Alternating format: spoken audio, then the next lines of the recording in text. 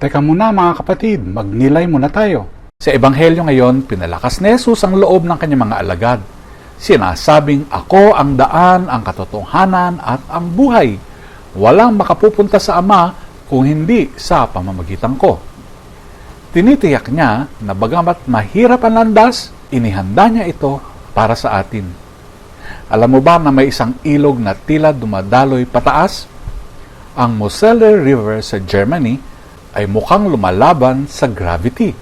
Dahil sa isang optical illusion mula sa paligid nito, para bang ang tubig ay hindi bumababa kung hindi umaakyat. Pambihira, hindi ba?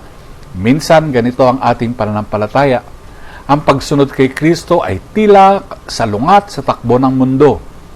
Ang unang Kristiyano, tulad ng nababasa natin sa Gawa, ay nakaranas ng matinding pagsubok, ngunit nanatili silang matatag dahil alam nilang ang daang kanilang tinatahak ay patungo sa tunay na buhay. Tulad ng Moselle River, ang pananampalataya ay hindi palaging sumusunod sa madali o inaasahang direksyon. Itinuturo ng mundo na ang yaman, kapangyarihan at kaginhawahan ang susi sa kasiyahan.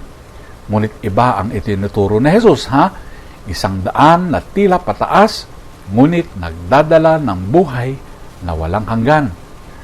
Handa ba tayong sundan ang landas na itinuro ni Kristo kahit mahirap? Nagtitiwala ba tayo na siya ang daan patungo sa tunay at walang hanggang buhay? Pagnilayan po natin ito.